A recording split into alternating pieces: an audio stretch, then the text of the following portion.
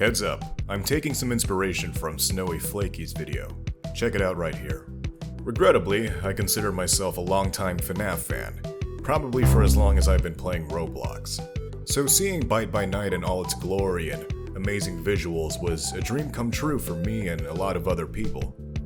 That being said, with only 3 available killers so far, it leaves a lot more to be desired. These killer concepts aren't completely sound, they're just concepts and some ideas I had if ever they'd actually get into the game. By the way, I won't be bringing up any of the confirmed upcoming or scrapped killers. These will all be characters from the Scott and Steel Wool universe. No fan games or fan media, as I believe Byte by Night does not plan to do any collabs as of recently. Without further ado, let's jump right in.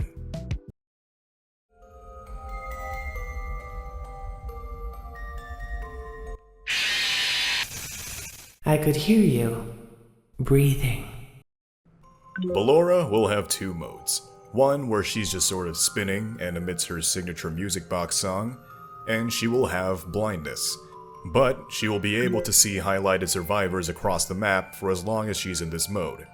When she finally gets near a survivor, I thought she could turn into her second mode, which is a sort of aggro spider mode, where she's faster and has the ability to climb on walls and the ceiling. It might be more of a mangle thing, but, I digress. And it's in this spider mode that she'll be able to use her other abilities. Secondly, she'll have a typical lunge, grab, pounce ability, where after a short windup, she'll be able to jump at a survivor and slash them up, even from the wall or ceiling. Emphasis on windup, so it's reactable, and end lag after the animation. Then for her last ability, she can spawn in mini arenas. These mini arenas gotta go.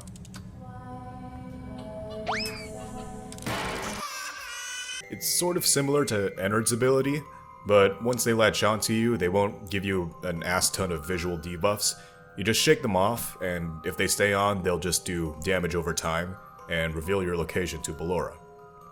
I originally thought Ballora's whole gimmick could be similar to how Harkin plays in Die of Death, with like a noise meter that gradually builds up into a rage mode, but I think we all know how insufferable rage meters can be.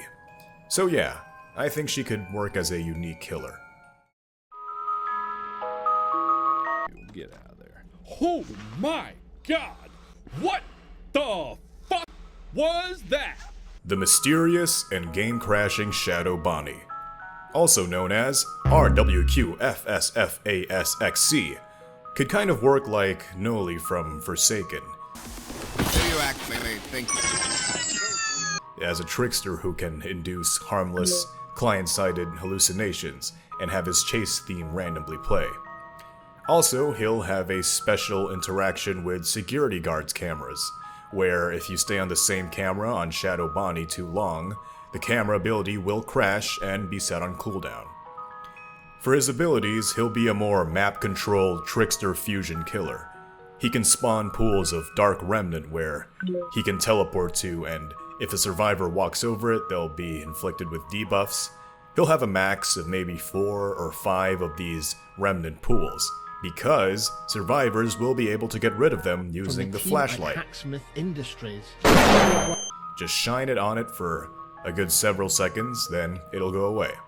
To help in chases, he can, I guess, turn invisible or be absorbed into the shadows and re-emerge like, sort of like the Mimic Dig, but with a much smaller radius and a bit faster recovery.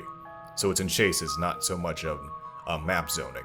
For his last ability, since lore-wise he's associated with Remnant, and he's a good gift boxer in FNAF world, whenever he gets a kill, he'll be able to create a shadow NPC minion version of that survivor he killed that will attack other survivors, which can also be killed with enough flashlight shining. Hacksmith Industries. A lot of these abilities, especially the Remnant ones, could work a lot better for the Marionette when she comes out, but as of making this video, her abilities haven't been revealed yet. So yeah.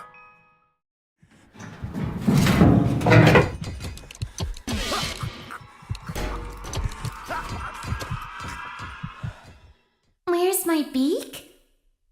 Lodged in your forehead, of course.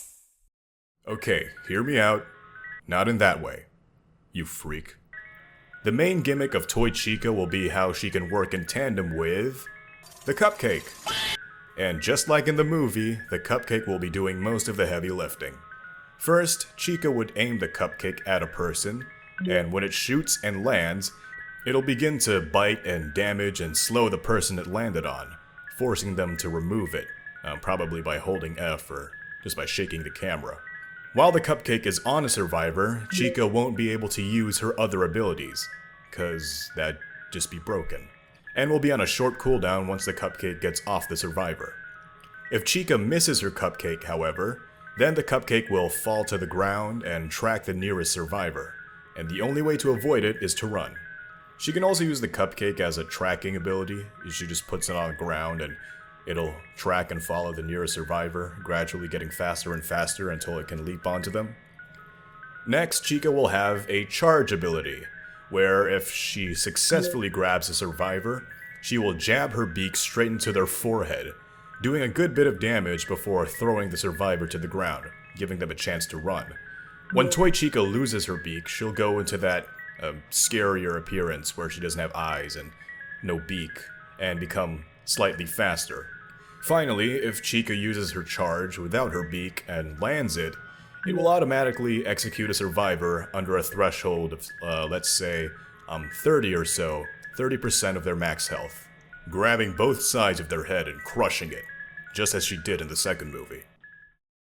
I wanted to include other characters like Vanny, Glitch Trap, and Mexes, but to be honest, I'm not too familiar on how they actually functioned and worked in the Security Breach games in regards to like the Vanny mask and the VR world and stuff, so yeah, maybe you guys could come up with more faithful concepts of them. I also wanted to conceptualize Funtime Freddy, but I realized that, number one, he'd pretty much have the same abilities as I thought for Toy Chica, as I thought he'd like work in tandem with Bon Bon instead of the cupcake. And number two, we kinda already have him in the game in the form of Molten Freddy. I could have also gone into book characters like the Stitch Wraith or Eleanor or Fetch, but I thought they'd be too niche, or perhaps they could be used in another video. Let me know if you want to see that.